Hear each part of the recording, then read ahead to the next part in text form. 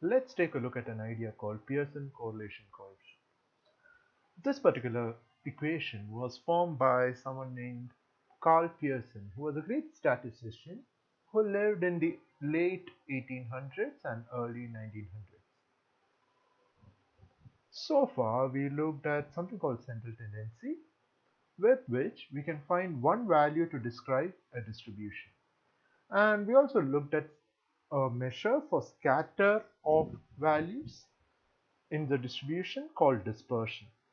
There is something common between these two, and it's that we were talking about a distribution so far. Then the natural question is, what about comparing two distributions?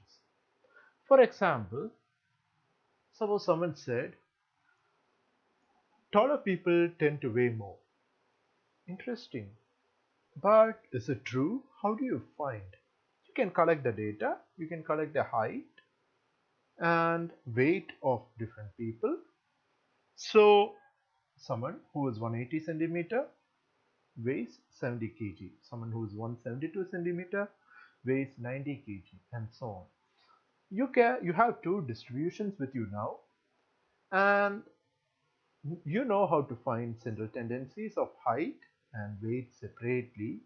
But would central tendencies be enough to enough to make a conclusion about this particular claim? No, we have to find some way to compare these two distributions together. And to do that, we use a particular idea that we already named called correlation coefficient. This particular formula was given by Carl Pearson. Correlation coefficient between variables x and y is denoted by Rxy, and in fact later we will see that Ryx is equal to Rxy, that is relation between x and y, and y and x will be the same. So sometimes we simply write R instead of Rxy or Ryx. Correlation coefficient is given by a big scary formula, but in fact it's fairly easy.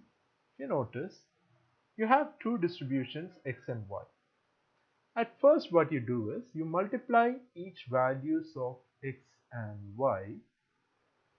Then you know that each distribution x and y has n observations.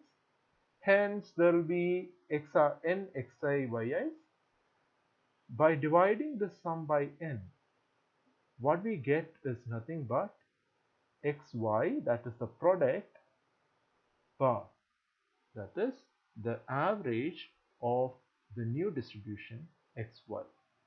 So this is nothing but, the numerator is nothing but xy bar, that is the average of xy, new distribution, minus average of x into average of y. Would they be equal? No, you will get two different values. They need not be equal always. In most of the cases, you will see that average of xy is not equal to average of x into average of y. So the numerator will not be equal. The same way, you calculate the average of x square, multiply x with itself and find the average, subtract it from average of x square. Similarly, find average of y square, subtract average of y square to it, multiply these two and take square root. If you notice, the trick we have used here is fairly similar to what we used in standard deviation, squaring and then taking square root. And just like average of xy is not equal to average of x into average of y in most of the cases, average of x square will not be equal to average of x square, and similarly average of y square will not be equal to average of y square. So that means we will get some value of r which is non-zero. There are chances for that.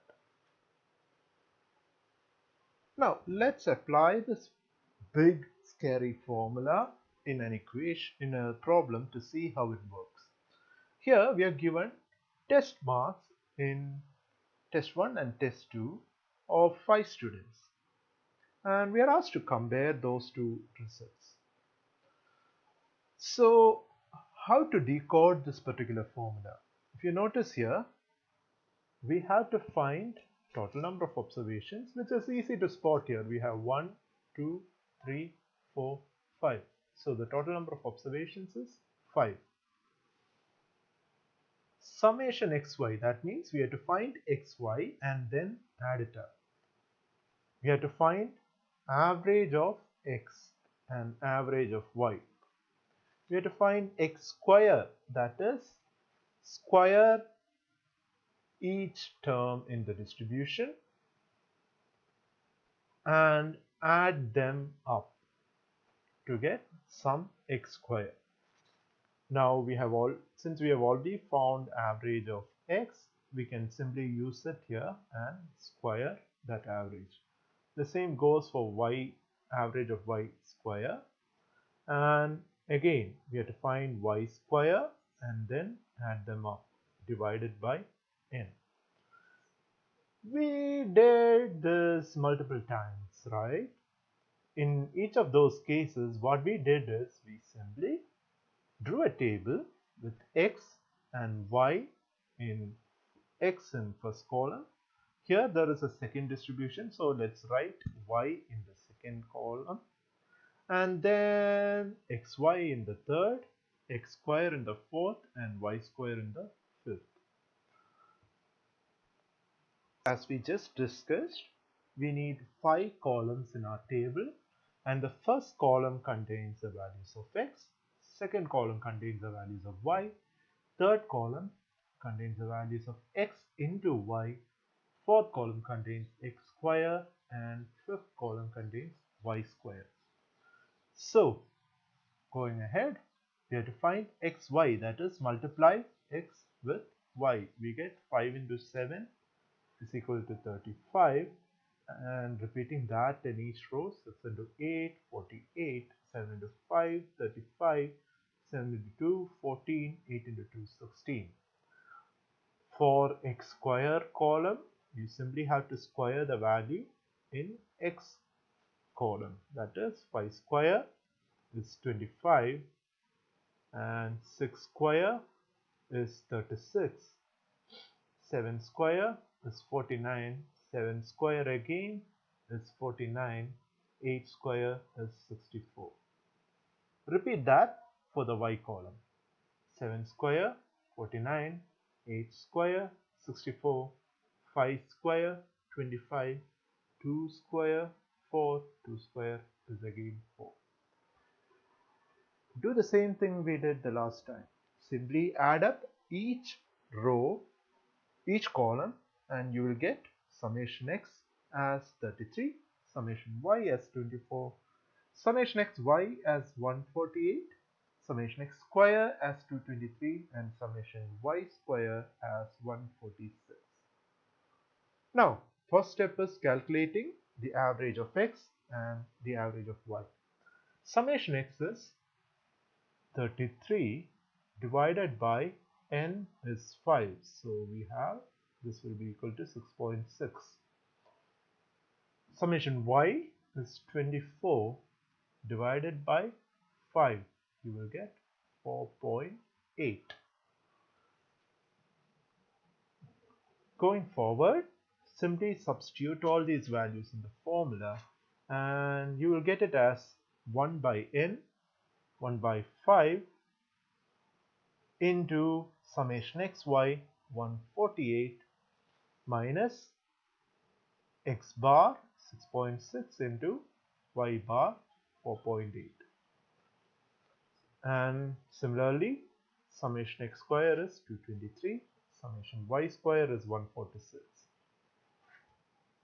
I'll skip the detail of how to simplify this, as we have been doing the same thing for some time now, simplifying formulas which look somewhat like this. So once you simplify it, you'll get the answer as minus 0.8218. So the correlation coefficient in this case is negative, first point to notice, to 0 minus 0.8218. Now, if you look at this particular example,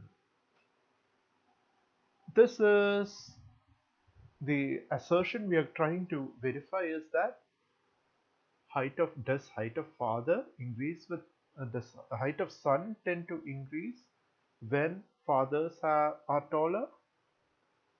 But if you notice, if you draw a table to make the calculation, you will see that have big numbers. 65 into 67, it will be a 4-digit number. Each xy will be a 4-digit number, each x square will be a 4-digit number, and so on. I have calculated it for you. This makes the formula very hard to calculate, right? And in such cases, you can use a trick similar to that you have used with standard deviation. And that's choose two numbers, a number a, which is preferably the median of x, or you can choose the mod as well, and another number b, which is preferably the median of y, or you can choose the mod of y as well. Let u is equal to x minus a and b is equal to y minus b. Earlier, for standard deviation, we had only one distribution, therefore we took x minus a alone. Now we have two distributions, so we are going to take x minus a and y minus b. Find correlation between u and v, and then correlation between x and y will be equal to correlation between u and v. That simplifies the calculation a lot, especially when the numbers are very big. That was a crazy big formula, isn't it? But have you wondered what exactly it means? If it's not, if it doesn't give any insights, we won't be. Why should we waste time calculating this big formula? Let's see what it means. The perfect positive correlation is 1. That is, the maximum value correlation can attain is 1. And when correlation coefficient is equal to 1, there are numbers in distribution x and y will be increasing like this. That is, when x is increasing, y will also be increasing. Now, these particular plots are called scatter plots, and we will see how to plot it for our values soon. If you notice here, x is increasing and y is also increasing along with it, but they're not increasing as nicely as through a line we had in the case of perfect positive correlation. And in that case, we'll have correlation a little less than 1. Now, look at this. X and y are increasing in almost all the cases, but it's jumping up and down and around this line. So we will have correlation coefficient as 0.5. That is, they are related, not way too much related. In case they have correlation coefficient as 0, what happens here is they have nothing to do with this line. They're just scattered all across the graph. So in that case, we say there is no correlation between these values. Similarly, we said correlation coefficient is 0 when they are just scattered all across. X and y doesn't, if x increases, there is no rule that y increases or decreases. Now, we have perfect positive correlation. When x increases, y also increases well. We have perfect negative correlation when x increases, but y is decreasing instead. Like this case, see, when x is increasing, x is moving from here to here, y value is dropping. So in that case, we'll have negative correlation. That is, when x is increasing, y is decreasing. How we plot distributions, the scatter plot I was telling you about, is by taking a graph, and you have in the first row you have 5 and 7. Student 1 scored 5 marks in test 1 and 7 marks in test 2. So we would plot 5, 7 on the graph. Similarly, 6, 8 and so on. So if you note this particular graph, you will see that as this is called a scatter plot, and if you notice this particular scatter plot, you will see that as x is increasing, our points are actually dropping down. That is, if you draw a line somewhat like this, it is going downwards. And we said in such cases we have high negative correlation. We don't have perfect negative, we have high negative correlation. And in fact, when we calculated this value r, we found that it was equal to minus 0.82178. What is the advantage of calculating correlation coefficient? Sometimes now we have 5 points, and in that case we could plot a scatter plot and make some guesses by drawing a line, approximate line. It's not as easy as 5 points when you have hundreds of points in your distribution. In that case, drawing scatter plot or even making some sense out of scatter plot by looking at it will be hard. In that cases where our correlation coefficient comes to our rescue. We can know whether x increases with y or x decreases when y decreases when x is increasing by simply looking at the value of correlation coefficient. Now, if we plot the second example where we were comparing the heights of fathers and sons, you will see that the line is going up, though the points are scattered a little far away. In that case, we will say r is equal to 0.53. Once we calculate the correlation between x and y, you will see that r is equal to 0.535. That is, they are correlated to a great extent. In the data we collected, we have heights of sun increasing when fathers tend to be taller.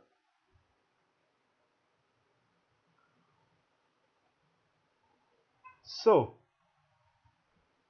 let's make a note of some interesting properties we observed so far. Rxy is equal to Ryx, that is, correlation between x and y will be equal to correlation between y and x. And correlation coefficient is always between minus 1 and 1. The minimum you can get is minus 1, maximum you get is 1. We notice that when r is greater than 0, that is, correlation between x and y is greater than 0, when x increases, y also increases. And then we notice that when r is equal to 0, x and y are not related at all. And when r is less than 0, x decreases as y increases.